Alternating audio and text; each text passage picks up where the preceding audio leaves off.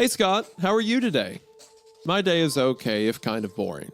Christine's out of town visiting her parents and the internet's dead. I have zero ideas of what to do with myself. This is lame. Goodbye, sincerely, Scott. I just want to say right now, I've done shit like that before. Oh yeah, I'll if the power's out or whatever, it's like, well, I guess it's time to set up a calendar for the year, even though I don't use paper calendars. Yeah, it's like or even just like writing something to myself in that way. I do that a lot in my sketchbooks. Just like writing some weird thing. I wouldn't even say it's note taking. Sometimes it feels like a direct like trying to almost conversate with yourself in some weird way of like some. I don't know. I'm just saying. I'm curious if other people who are listening to this if they've done something similar in some weird way. Yeah, I've done strange stuff like that. I've left pranks for myself before. Like I've been on an old laptop. What does that even mean? I've been on old laptops and stuff like that, and I've like found passwords that are like not passwords. It'll be a document that's held like bank account passwords, and I'm like, why did I have to save? And I'll click on it, and it'll just be like a Word doc that just says like idiot or something like that. Oh, I see. Like at some point years back, I was like, I'm going to leave a file that just says idiot, but I'm going to title it something important. Just so years later, I prank myself. Or prank somebody else stumbling upon the computer or something.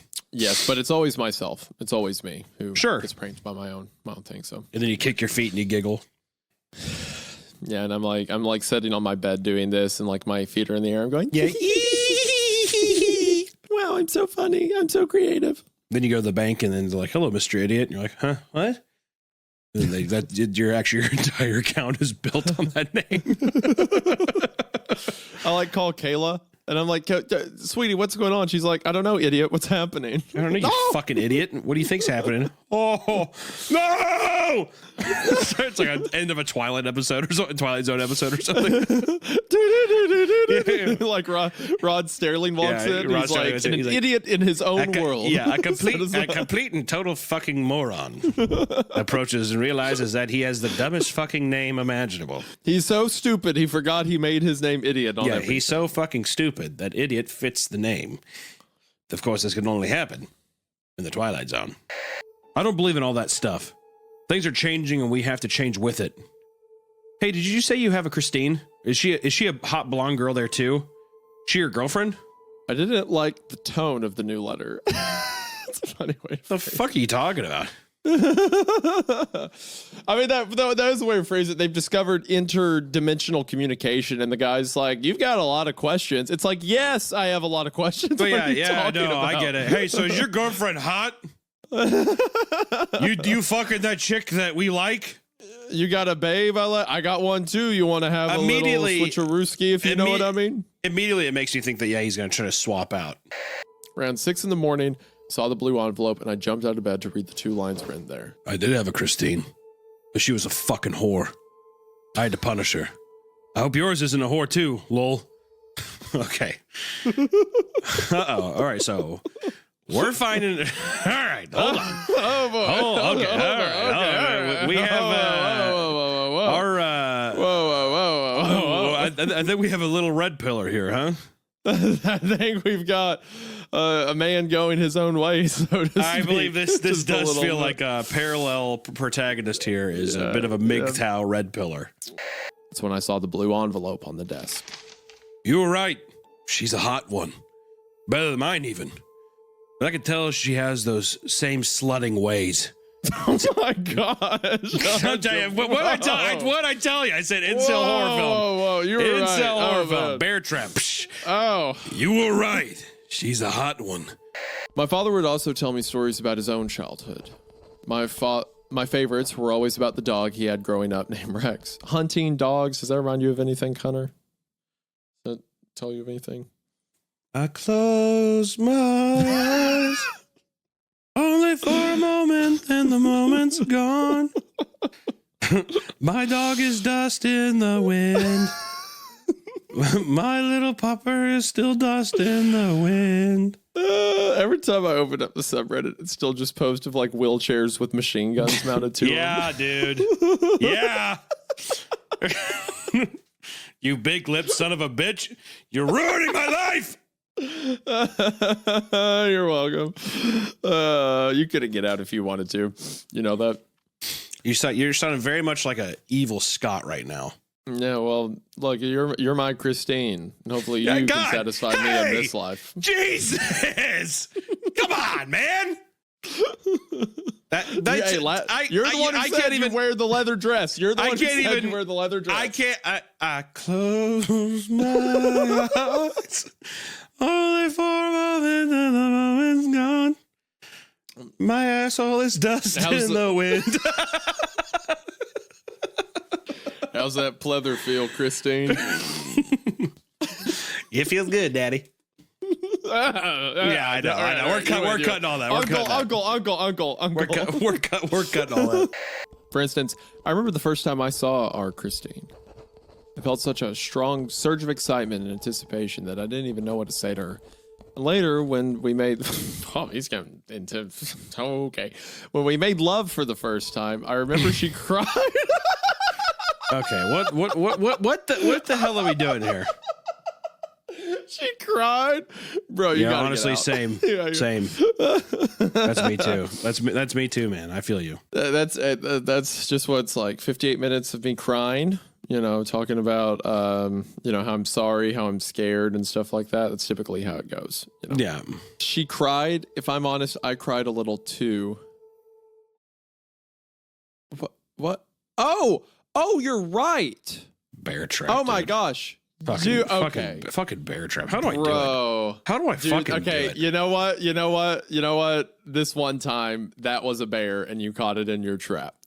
I just don't even. Did you look ahead? No, I did. Did you scroll to the end? No, I swear. That was a Hail Mary pass. That was fucking insane. Fade away. 3-pointer buzzer beater, dude. That's what that was. That was actually ridiculous. That was actually that. Okay, good job. Wow. Okay, so I was like, why she cried? Why would you even mention that? I cried a little too. And then the next sentence, and I think I was too hard on her initially, Scott. I thought she was a whore, like the old Christine. God, this story is brutal, by the way. This is rough. This is rough. But yeah, you're right. The entire time it's been bad Scott. It's been evil Scott writing this. Man. I'm honestly so upset that you were right that it's hard for me to continue. Still got to look about her face at times, so she bears watching. But I do think she can be rehabilitated if you are firm with her. Okay. All right. You know what? You've had some dubs here between the red pill thing. I told you. I'm like, it's a red pillar fucking, I'm telling you. That's become more true as the stories go on. Wow. Oh, dude. Okay. I want to apologize. Go ahead. Well, I want the fucking evil Scott. I want our regular Scott to man the fuck up and Doctor Strange a doorway and get this motherfucker. That's what I want. Come on, Scott. That'd be so funny if Bad Scott's about to kill Christine and he's like, any last words? And then a Doctor Strange portal appears and like our Scott was.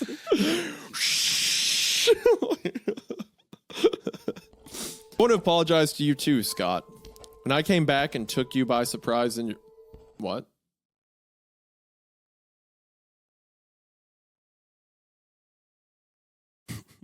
Okay. Took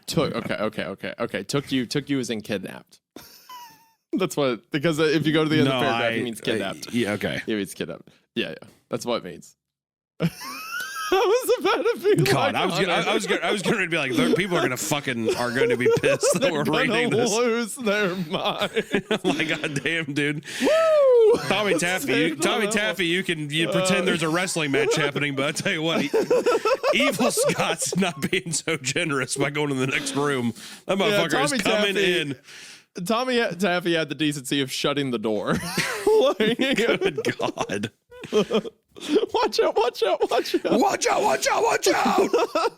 Oh, we haven't talked about it on the podcast yet, but yeah, that's being made into a film. Yeah, I was going to say we should, whenever it comes out, we should watch it and talk about it for sure. 100%. Yeah. Whether it was due to his insanity, natural cruelty, or just to make Scott hate him more, didn't matter.